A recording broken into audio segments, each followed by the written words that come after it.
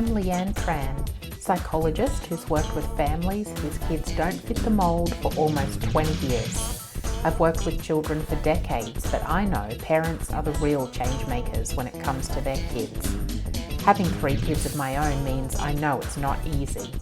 Parent Like a Psychologist is all about simplifying how you support your kids with psychology information filtered through years of experience to take you from overwhelmed to confident. Come on in. So, welcome everyone to another episode of Parent Like a Psychologist. But I want to send a special welcome to my guest today, Lisa Watson. Thank you so much for joining me. Thank you for having me here. I'm excited. Yeah, me too, because you combine a few of my interests. So you are, I'll tell the audience a little bit about you first. That's probably a helpful thing. So you are a transformational coach committed to creating a generation that won't need healing.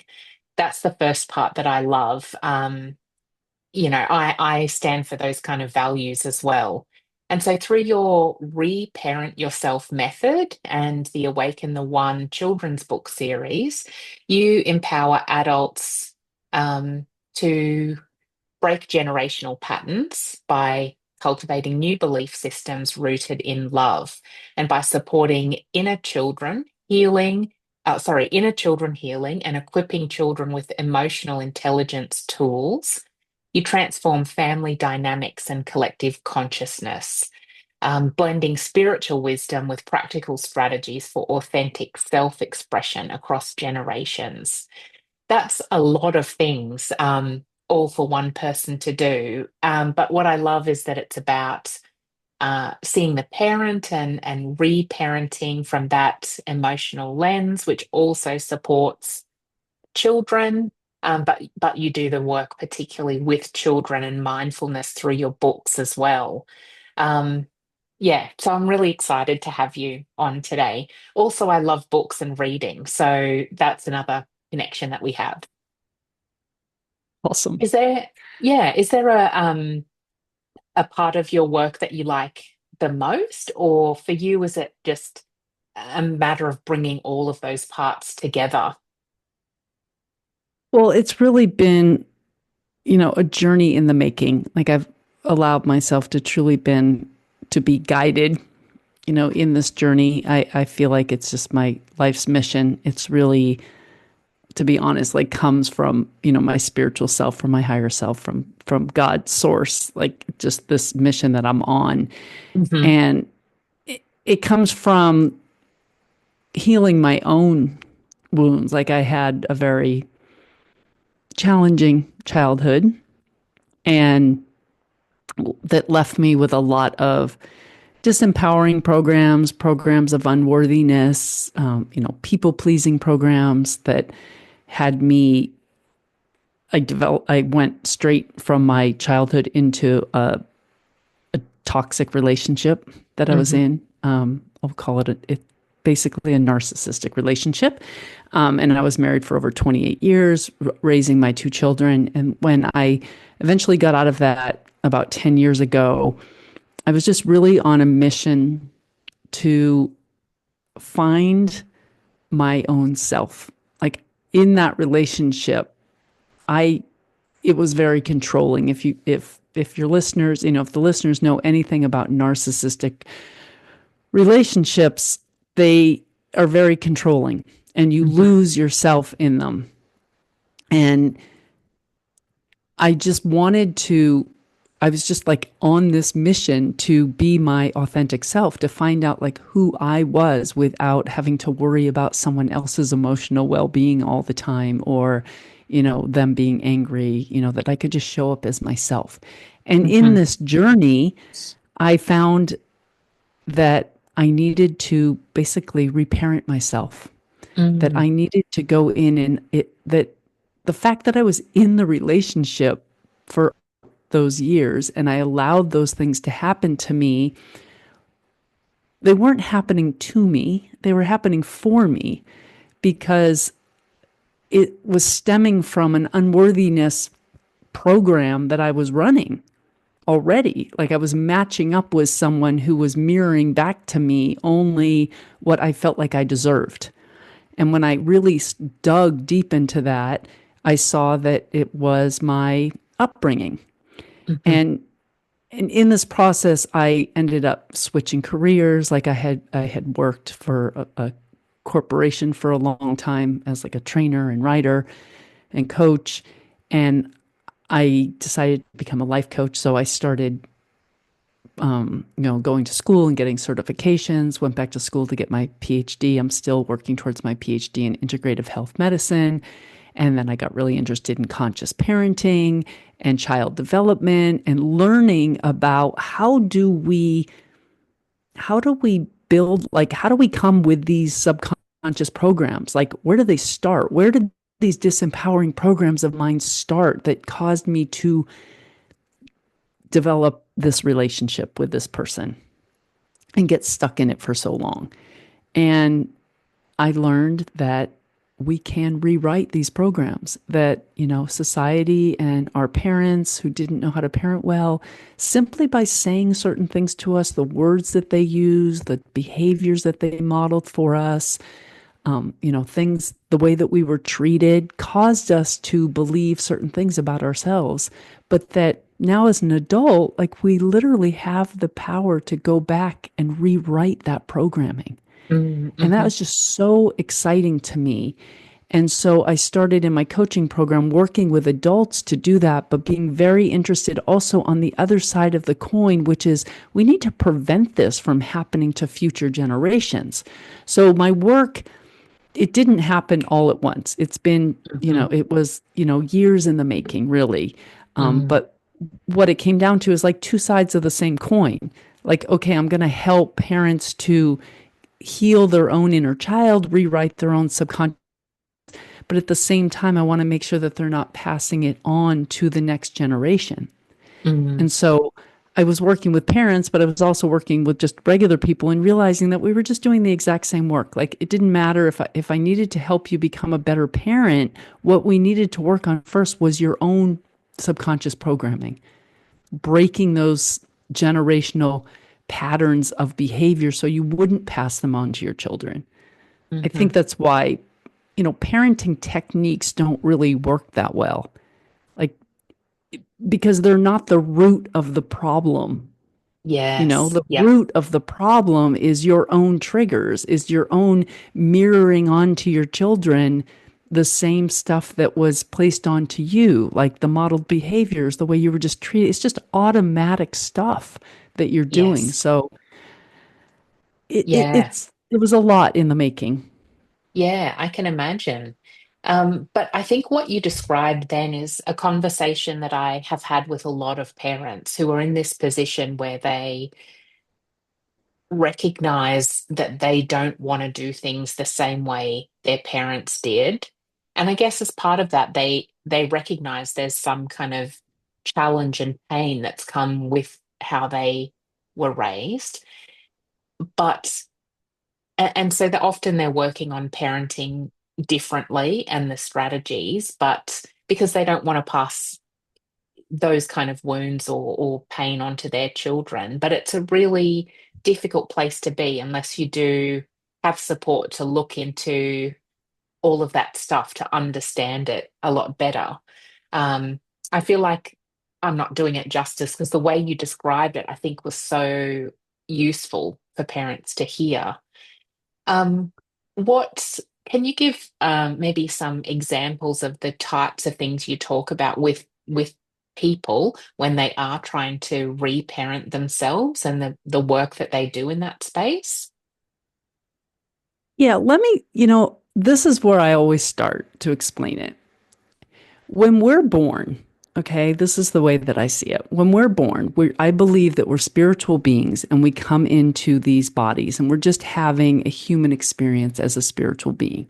And I like to refer to our bodies like as an avatar because it helps to really understand this. Like if you can imagine that this is just an avatar and that you're a spiritual being housed within this avatar.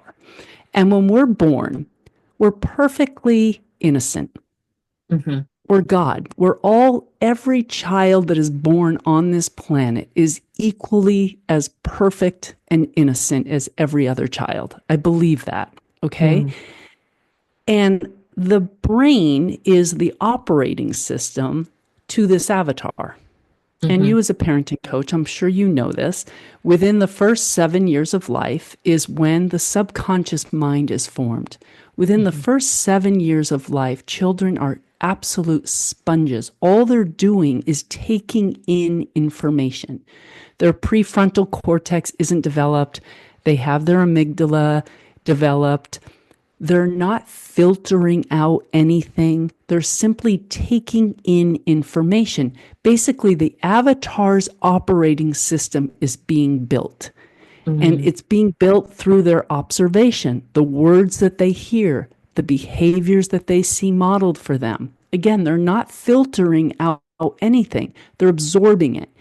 Mm. They're also in an egocentric point of view, which I'm sure you also know, where they don't even really know that they're separate from anyone else or their environment. Definitely their caretakers, their Mm-hmm. primary caretakers don't really understand that they're separate.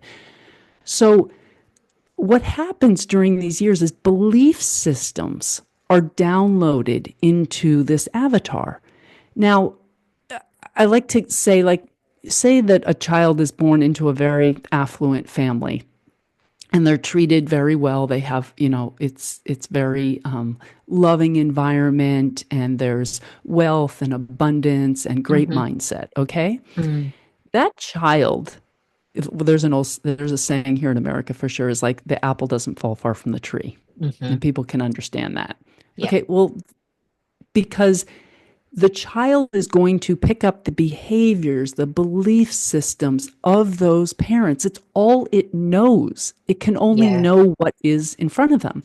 Now, if that same baby were born into a situation where maybe, it was in a very poor demographic, maybe even the mother was addicted to some sort of, drug or something like that, there was violence and everything, the child's only able to absorb those types of behaviors, Mm-hmm. those belief systems. And chances are that child's going to grow up to create a life that is very similar to that of its parents. Is one child better than the other or more deserving than the other? No. It's Mm. all about the belief systems that were downloaded. It's all about the words that were told, the behaviors that were modeled. And we Mm-hmm. have to understand how powerful that is. That children are walking around literally in a hypnotic state between the ages of 0 and 8. Their brains are in a theta brainwave state. It's the same brainwave state that you're put in when you go under hypnosis. And I see it as the conclusion, the work that I do is that the subconscious mind is, and in order to hack the subconscious mind and put new belief systems in there, we do it through the inner child. So that's the Mm-hmm. work that I do with parents. It's like, okay, if you're not treating your child the way that you would like to, if you want to break generational patterns of anger and abuse and, just shame and judgment and whatever those things are that you find yourself just doing automatically, and then you're very upset at yourself later for doing it because you realize when you into your conscious mind that you can't believe you just said that or did that. You acted just like your mother or your father, and you hate doing that. And you're Mm-hmm. trying so hard to change your habits and your behaviors, but you can't because it's subconscious. You're getting Mm-hmm. triggered by something, and all it is releasing. It's just like the avatar's program. It's just like, well, this is just the way I'm programmed. So Yeah. the first step, what we do is we just go through awareness. It's just about having awareness to those behaviors. So the first step in anything is just paying attention to yourself Mm-hmm. without judgment. And the biggest piece here really is that we're all innocent. Our parents are innocent. Our grandparents are innocent, and we're innocent. They're just beliefs. They're just programs. And Mm. the past is behind us. Like, we don't need to think about it anymore. We can make a decision in this moment that I want to start showing up differently. And I don't have to keep beating myself up for the past or keep blaming my parents or anything else. We can just let the past go and choose I'm going to show up differently. But I need to heal my own inner child first. That's how I'm going to change the belief system. So, what Mm-hmm. I do is work with parents on awareness and triggers. Triggers are our greatest teachers. So, Mm. when your child doesn't listen to you, let's say, you Mm-hmm. tell them to pick up the toys and they don't pick up the toys. And you ask them 3 times. And on the fourth time, you start screaming at them and you're yelling. You're telling them they're disrespectful, they're lazy. You have been triggered. Mm-hmm. This is where the work gets done. And then we sit with that and we're like, what am I really feeling right now? Like, why does that really bother me? And when you allow yourself to actually feel what you're feeling and not blame your child did not make you feel that way. Mm. That feeling came from within you. Within, And when you can yes. separate, right, and you can stop saying that this is happening to me, it's everyone else's fault. I feel this way because I'm being treated this way. If they would just listen, then I wouldn't be mad. We have to take responsibility and we have to learn how to respond instead of just react. And when you sit with those feelings, what you'll come up with is kind of like a memory or a feeling of, well, it just doesn't seem like every time I didn't listen, I got screamed at. Mm-hmm. Every time I didn't do something right, I was sent to my room or I got a timeout. So your inner child is in there saying, this isn't fair. Like, Mm-hmm. how come he can't get away with this? I never got to get away with this. Right. And Okay.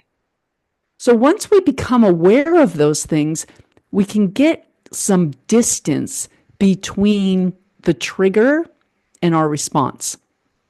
So we tell our child and they're not listening, and then we start feeling those emotions bubbling up. And now that we've observed it, we've done some investigation of it, we can say, hey, okay, this doesn't really have to do with him. This has to do with me. And so we go and we talk to our own inner child. And this is where we just validate. When we were little, we did always get in trouble every time we didn't listen. And we were yelled at, and that didn't feel good. And it Mm-hmm. was wrong because we're Mm. just children and we're learning. And this is the time to learn. And the child doesn't even have its prefrontal cortex. Like, it doesn't even know what not listening even means. It's building its operating system. It's testing its boundaries. It's Yeah. figuring out its reality. It's normal for a child to do all these things. And so when you start to realize that, and then you show compassion for your own self, and you can love your own self, and then you can say, well, where can I listen to you more? And you Mm-hmm. realize, like, maybe I'm not listening to myself. Maybe this is reflecting back to me that I'm really not even listening to myself. Not only is it just a pattern of behavior, but there's another option, and it can be both at the same time, that I'm not listening to me. Where am I making promises to myself and I'm not showing up? Where am I Mm-hmm. telling myself to do something and I don't do it? I Mm. say I'm not going to eat a bunch of sugar today and I go up ahead and eat it. Or I say I'm going to go for that walk and I don't go for that walk. Or I don't meet that deadline. Or you know Mm. what I'm saying? So it's Yes. all about self reflection. And when we start taking care of our own needs and we start showing more compassion to our own inner child and what they went through and validating that experience for them, but then letting it go. It's like we have to just let it go. Yes, that happened in the past. I validate it was difficult, but we need to really bring that inner child back up to this timeline that we're on now. Like, I'll Mm-hmm. literally say to my inner child, like, but we're not 3 anymore. Like, I'm 50 now Mm-hmm. and I got you and I'm Mm. going to listen to you. And no, Mm-hmm. mom never did listen to us, but it doesn't matter because I'm Mm. listening to you now. What do you need from Yes. me? All Yeah. we Yep. have is the present moment.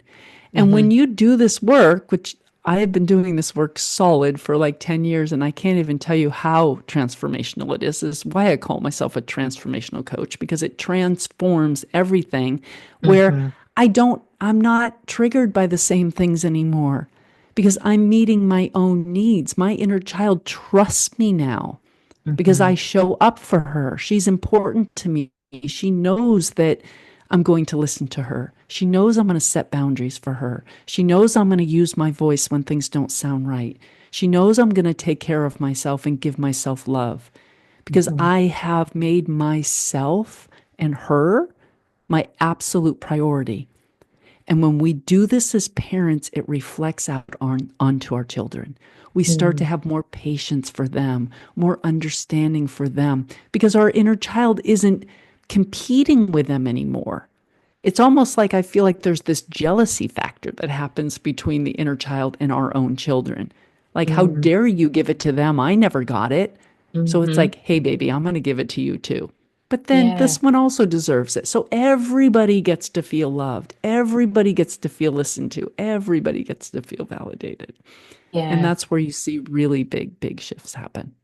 I can imagine. I think listening to you, I love the way you've explained it because that I feel like makes it very clear to understand what the process is about and what exactly it means. And a few things jumped out at me, and the first one was that I think a lot of times I say to parents too that we can't respond well to our children when we are upset, obviously. So we need to be calm first before we engage with kids. But it sounds like, too, that what you're talking about is beyond that. It's not just being calm in the moment, but it's having this alignment, I guess, between what our inner child is feeling and we are feeling in the moment. And it strikes me that sometimes parents talk to me a lot about feeling this kind of churn or stress or anxiety about interacting with their kids because they're aware they don't want to do it the same way, but they're not sure how to do it differently. And I think that's probably to me, it sounds like maybe in that moment there's that conflict and difficulty and the jealousy and all of that stuff going on. But if you can get to a place where you feel really attuned that your own needs are met, both you now, but also you've done that inner child stuff, then you can be fully present for your own children. It's like that Uh, saying, they tell you put the mask in the airplanes when you fly, put the mask on mm-hmm. yourself first before you put it on your child. It's just like Yes. that. Yeah. We need, and it's the same way for, even relationships too, of all kinds. I'm writing a book called Reparent Yourself to Find Healing in All Your Relationships, because I don't care if it's a relationship with your pet, your husband, your boss, your friend, your mother, it's all the same. When we fill our own cup, when we take care of our own needs and we love ourselves unconditionally, it's so much easier because we're not looking for someone outside of us to fill that need for us. Hmm. As parents, we're only saying, if you would just listen to me, if you would, it's like we need that from them in order to be happy, in order to Hmm. feel good. But when you're listening to your own self, it doesn't trigger you when someone doesn't listen to you. Yeah. That's that I think that's so powerful to explain the difference. And it's not just about being calm, it's about really not being triggered in that way. Um, yeah, I feel like you've got my mind turning in this way that's Good. is I love great. it. Yeah, yeah, it's Yeah. really good. Um, I guess what's coming through to me too, though, is that this is just it in a much deeper level about looking after ourselves as adults to then be able to be present and in all our relationships. And parenting is the one I talk about the most, but it's more than just taking a deep breath to be calm in the moment. It's really Mm, understanding your experience and the impact that's had on you and then being able to look after yourself in a way so that, yes, as you mentioned, you don't get triggered by certain things anymore. right, right. I can't wait for that book to come out. I did tell you I'm Yeah, definitely going to so read so it. So, I so in this process of working on adult reparenting, inner child healing, and then wanting to build a generation that won't need healing and knowing Mm, that we need to show up differently for our children. We need to be instilling different programs into them. We need to make sure that we're not my the thing that I focus on the most is making sure that children feel safe to be their authentic selves. That hmm what I've realized is it's the fear of being our authentic self that has caused most of the emotional dysregulation that we feel. So mm, when we're small, like say you asked me to give an example earlier, like say you're 2 years old and you have a marker and you've got a pretty white couch and you go over and you draw, red Sharpie all over this pretty white couch, and mom comes into the room and she's legitimately upset, right? Her $2,000 couch or whatever it is, like, is ruined. hmm And so the child is then shamed. He's bad. He gets a timeout. You're a naughty boy. That hmm 2 year old, or even 3 or 4 year old, all the way up to the age of 8, doesn't understand why. hmm All they hear is, I'm bad. I'm not lovable. They don't hmm understand the rationale behind it. They don't even understand they're separate from this person. They just feel unloved and unworthy.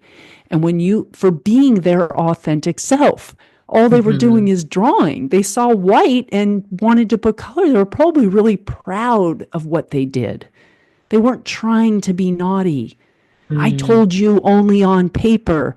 They can't even remember that sort of stuff. Their brain isn't even fully formed yet, and yeah. we, like so many parents, I feel, think that children are born like as just little miniature adults. You have to understand that their Mm, brains are not developed. They're not yep, doing this stuff to upset you. And that's so when right. they get disconnected from their own authenticity, that carries over into a belief system far into their adulthood, where they don't Hmm feel safe even to express their own self. And they're trying to gauge their outer reality, like how someone might respond. Will they accept this part of me? Will they not accept this part of me? And that causes emotional regulation. mm, And so I started writing children's books to help with this and to help hmm children learn who they truly are and how empowered they really are, and what there's a whole new other level of to it, just like spirituality and beings and understanding you're a spiritual being and you have an energetic body, and just like you hmm create your own reality. But my first series is called Mindfulness Within, and I write books in each series has 3 books in it, and it's designed for that subconscious programming ages 0 to 8. hmm And so the first book is like kind of like a baby board book for 0 to 3 year olds. It's called, the one I'm writing or I wrote, called Courage Finds His Breath. And it's just basic breathing techniques to get children hmm introduced to their breath, and that's something they can use to regulate themselves. And then the second book, which is officially going to be out and published on August 5th of this year, 2025, is called Courage Finds His Calm. hmm And it's a rhyming book. And he has a mentor named Callahan, and a castle that he builds falls down and he gets upset, and Callahan teaches him some breathing techniques to help him regulate himself. And then the third book is Courage Finds His Carrots for 5 to 8 year olds, and it's a longer book. But we do have a Kickstarter campaign that is launching for the second time, because the first time we didn't make our goal. It's launching on May 16th through June 20th to raise money for the other 2 books in my series. But the the prize, or the I don't know the Kickstarter right terminology, but the thing that you're hmm backing is the book that's coming out on August 5th, which is Courage Finds His Calm. mm. And so if you're listening to this podcast during that time, you can go in and get a hardcover book through that, or you can pre-order it, Barnes and Noble, Amazon. It'll be officially out on August 5th. Yeah, that's great. It's really exciting. It's the one I have the you've so generously shared it with me so I could read it before we talk today. And unfortunately, I've written notes all over on my iPad as we're talking, and I'm having little brainwaves, but I will have to so I'll have to go and buy or support by getting my own hard copy. It's a really great book. And I think it's about it's kind of encouraging through this story. Courage is a little cute little bunny to use strategies to manage emotions. Um, and it's really in my practice working with children, it's I use books a lot, and it's probably because I love them, but also because I think it's so powerful for in modeling. And so we can model as parents for strategies for our kids to use, but when they see it in books as well, it's so easy for them to learn about it because they're not challenged by that. You mentioned, this little boy drawing on the couch and feeling then ashamed for what he'd done. Sometimes when we have conversations with kids about like when you're upset, you really need to calm down, that can be confronting, but reading it in a book is a little bit detached for kids so they can think, oh, that character has emotions like I do, and it's not as confronting. And that's a really beautiful conversation to have with kids.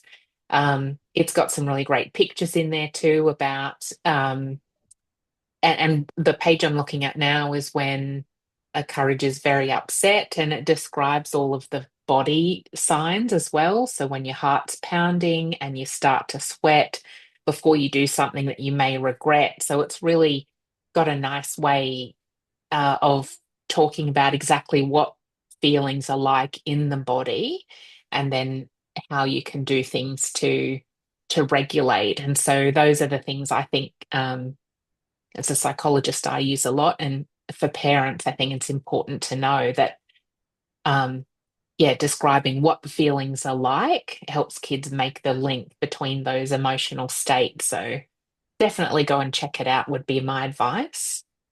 Um, Yeah, it's just practical. I tried to, I made it practical. And the other aspect of the books that is really important is that I have an amazing illustrator and everything is done in watercolor. So it's mm, very, very high vibrational. There's no, AI. I mean, it's truly a work of love. And we yeah. put a lot of love and a lot of care in all sorts of ways into these books and making sure that it really felt like more natural, like a child can really absorb it because it just feels so clean and pure and natural and like you said, it's modeling the behaviors, and that's how where these programs are being downloaded into this operating system is through the words that we hear and Hmm. the behaviors that are modeled, and whether that's from our actual parents or people in front of us or from a television show or a YouTube video or a book that we're reading, it's all the same. And Hmm. my goal is I actually have crafted 39 books, 13 different series, 3 in each one. And the reason for that is because I wanted to really have a big impact because I want people to understand the impact that words have on developing minds and how Hmm. important it is that we're very, very, very choosy about the types of programs and books that we're reading to our children and understanding what the underlying messages are. Hmm. Like, from the savior programs to the fairy tale princess, like, what are we really teaching them about who they are? Is there power? Is this book teaching them that the power's within them or that they're waiting for someone outside of them to fix it? And it's really, really crucial. And we just need to be more aware of that. So that's my mission in writing these books is also to bring awareness to the power that words do have on developing minds. Yeah, that's great. And so is that we talked about a few things to mention today on the podcast, and I think the reparenting and healing that inner child is one of them, which was great. But then the fear-based beliefs as well that you mentioned, is that that we talked about before, is that what you were referring to when you talk about those kind of unintentional um, messages a child gets about themselves based on how we react to them when they're young? Yeah, fear being afraid to be our authentic self, Mm, afraid to okay. disappoint someone else. Um, things that we just so innocently say to a child, like, go give grandma a hug. No, Mm, I don't want to. No, go give her a hug or mm. she'll feel bad.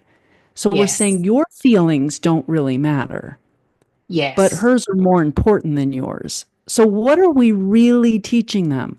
So, when that Mm, boy does something later when they're 16 and she doesn't really want to do it, but now she know, like, the programming was, no, put yeah. your own needs aside and do what this person needs because it might hurt their feelings.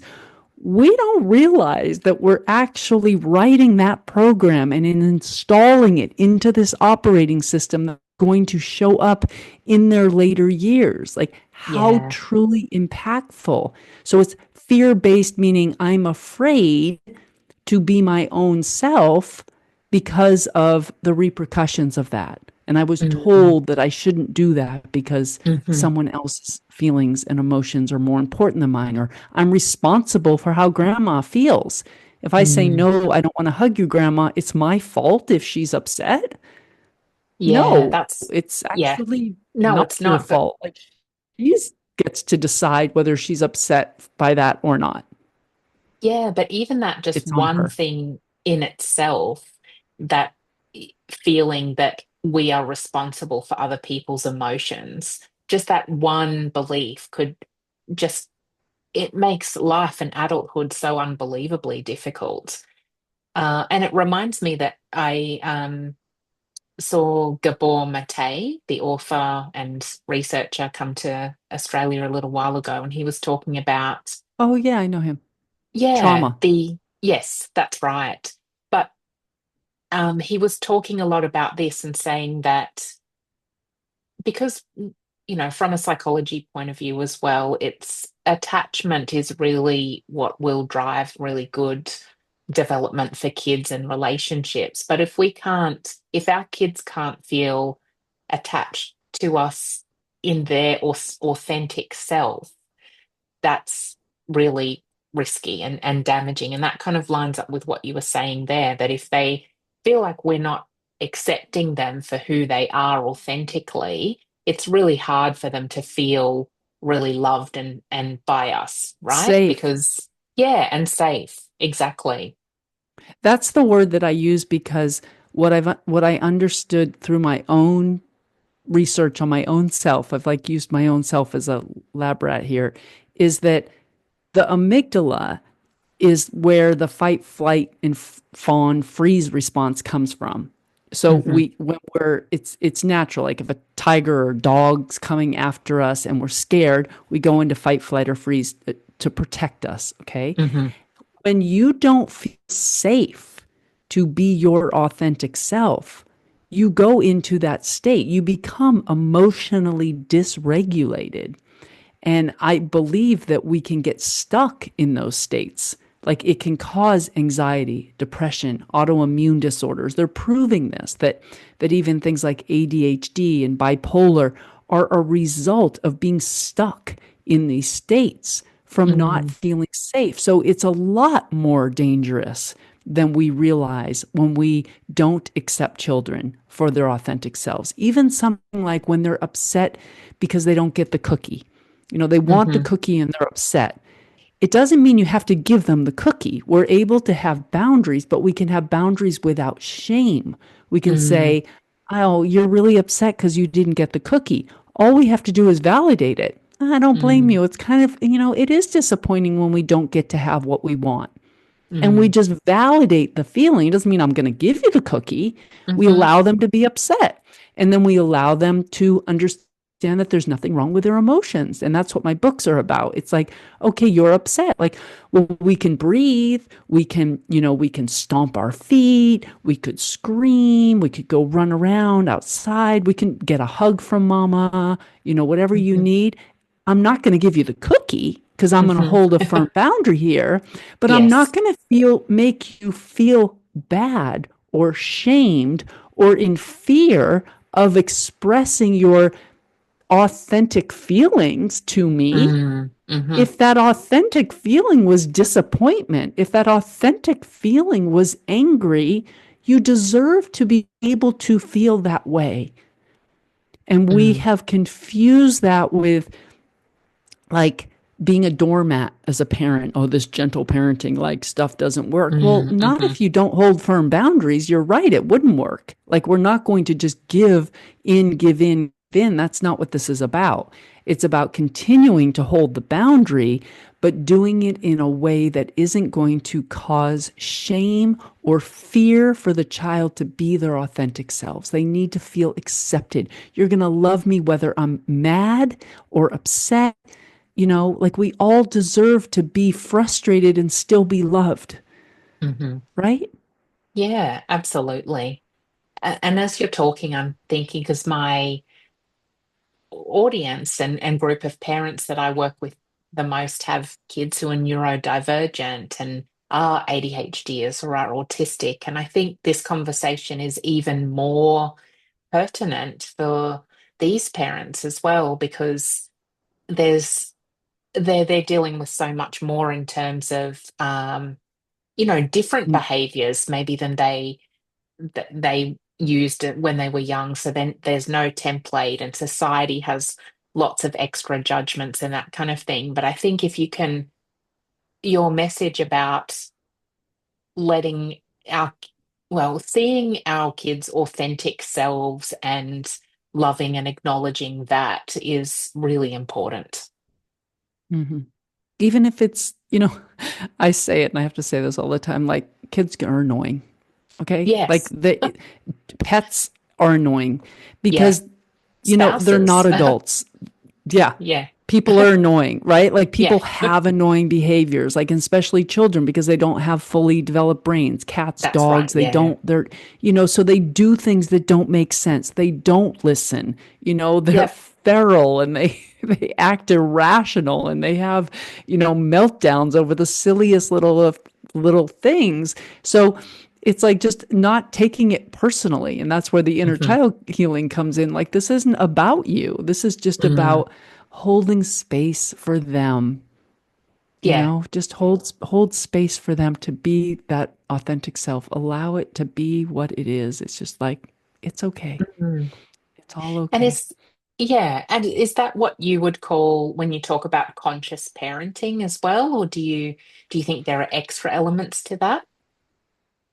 Yeah, it's conscious parenting because you're in your conscious mind. You're not Mm-hmm. reacting from that subconscious mind. You're responding from a conscious mind. So Mm, you're saying, "Oh, this is upsetting me because I didn't get this when I was little. I need to do some homework with myself. Like, I need 90 seconds to go take some deep breaths myself so that I'm not projecting this out onto my child. He's just being his authentic self, and it has mm-hmm. nothing to do with me." Mm, I so many parents, my ex-husband used to say it to our kids, like, how disrespectful they were all the time. mm, And they weren't being disrespectful. That was his own interpretation of it. Just he layered that on top of them not listening for the first time or doing something that he asked them not to do. And mm, so when we tell them that you're disrespectful, you're disrespectful, you grow up, and as a parent, when your kid does something, of course it's going to trigger you and you're immediately going to feel like, "Oh, they're just so disrespectful and I'm upset." Are you really upset because of what they did, or was that just a conditioned behavior and a belief that you have? So we need to mm, be able to separate those, and that's what conscious parenting is. I become conscious over what's actually happening in this now moment. mm. As opposed to what lots of parents say, where they will say something and then think, "Oh, my mother just came out of my mouth." Hmm. With that really quick automatic reaction because it's to we're in our subconscious. Yeah. And Exactly. so yeah, this I think has been such a helpful conversation because I think it's delving deeper into the experience of us as adults that we need to look at before being able to get to that conscious, calm place to do the parenting. And so you mentioned that your book, Reparent Yourself, is coming out soon. How can people find you and learn more in the meantime? Well, I have two websites. I have reparent-yourself and .com, which I think that you'll probably put in the show Yes. notes or whatever. Yeah.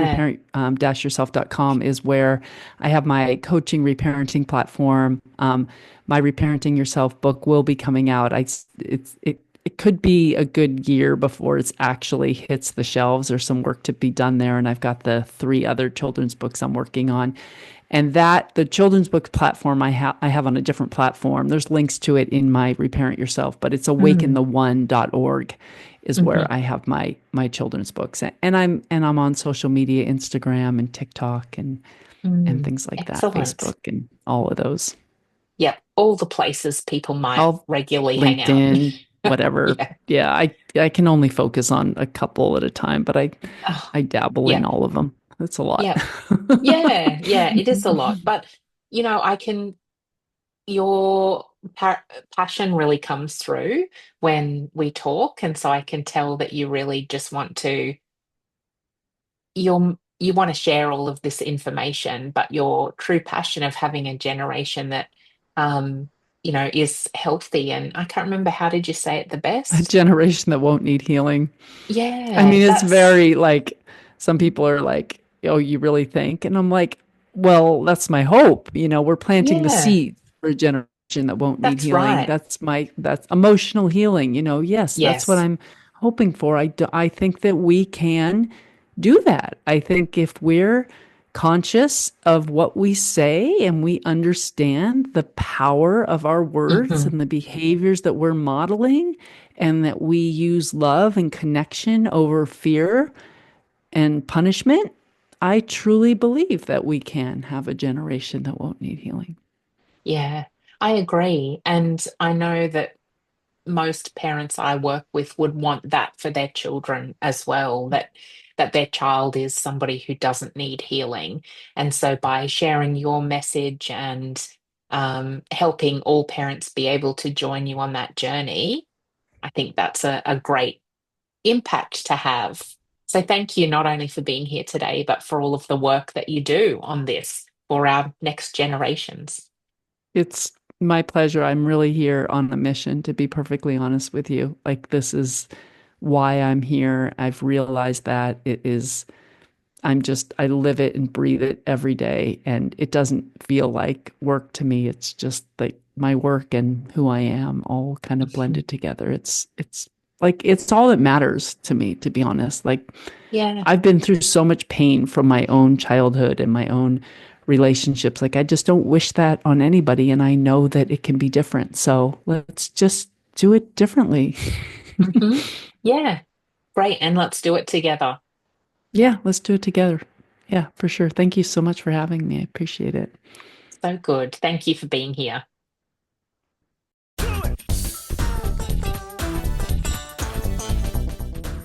Thanks for listening to this episode of Parent Like a Psychologist.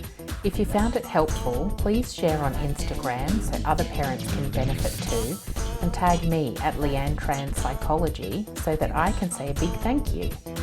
Head over to leannetran.com.au to join the village for bite-sized psychology tips straight to your inbox. I really hope this podcast has brought a new perspective and you a step closer towards a calm parent and a thriving child. Have a delightful day.